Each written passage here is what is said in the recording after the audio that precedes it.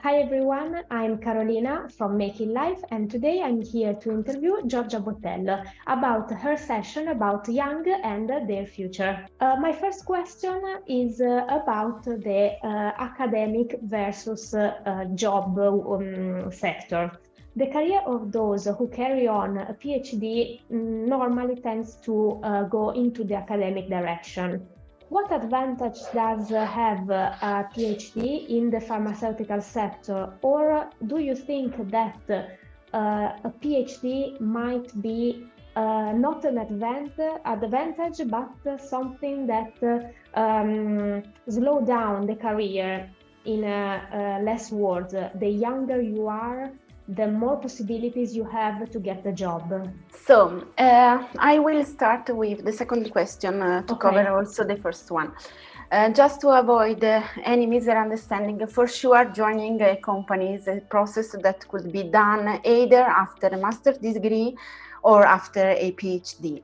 I know lots of colleagues who started their career soon after the degree and others soon after their PhD. Besides, what can change is the way on how a master's degree or PhD joins a company. A PhD already starts with a higher level of specialization than a master's degree, and that could be for sure a strength, also a weakness. A strength because a PhD is already autonomous in some activities. He knows the subject and he can apply for a position with a specialization in his research field.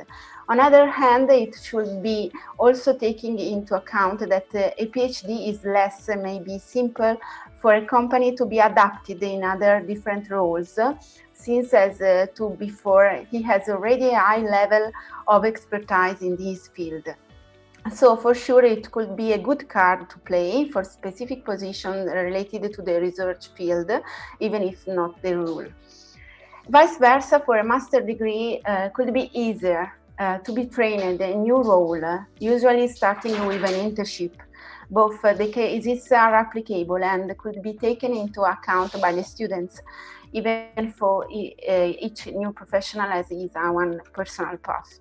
If you ask for my opinion, I am for the sooner is the better.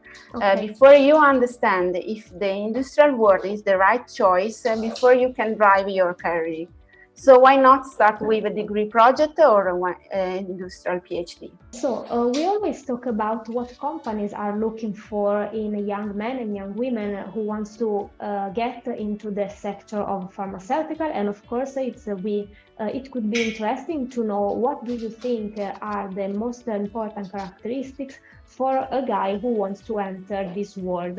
But I would like to see from another point of view, younger point of view.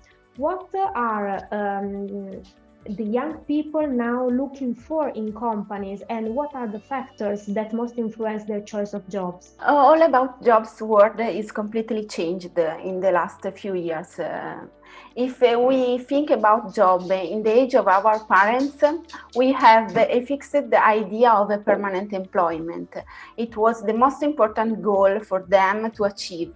The gratitude of that result created an indissoluble bond of gratitude that lasted through their working life. Now the way of looking to work has completely changed. The new generations want something more.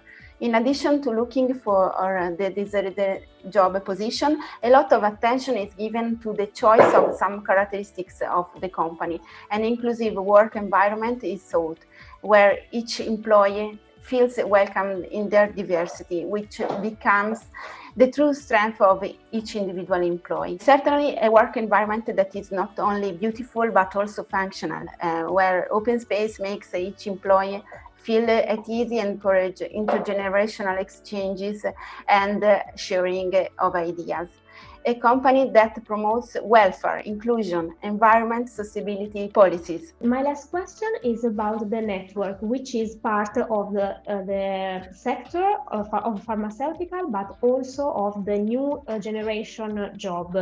What are the best tools online, but also offline, to increase the network and how to develop and maintain a good network of people to create future exchanges and shares in real life and in, of course, job relatives. Being updated on what is happening outside your company and working environment is a great starting point. A solid and extensive network of contacts is built over time if you change the company, for example, but don't be satisfied on this. It's also essential to meet with colleagues who experience different working realities every day. To broaden our professional knowledge, join trade associations in the pharmaceutical field, actively participate in workshops, conferences, and be an active part of working groups.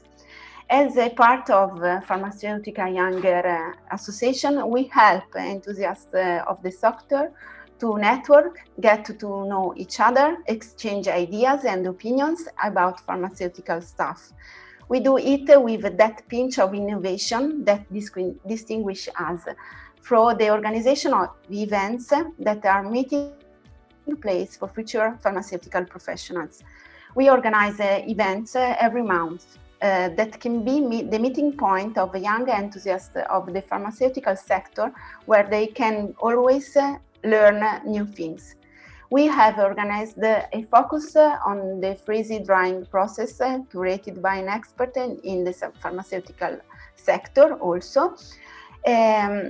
We also organized a tour through the streets of Milan to retrace the historical stages of one of the first Italian pharmaceutical companies, Carlo Erba company.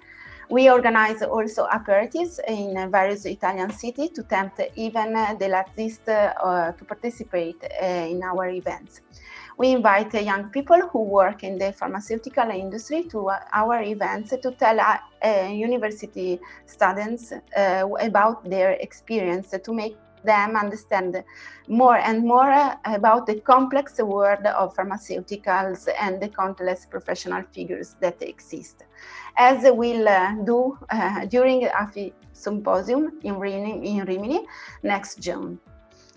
These events are essential to grow and to strengthen the bonds between people who work in the pharmaceutical sector, because let us always remember that although our sector may seem huge with 60,000 employees in Italy, it's much smaller than you think.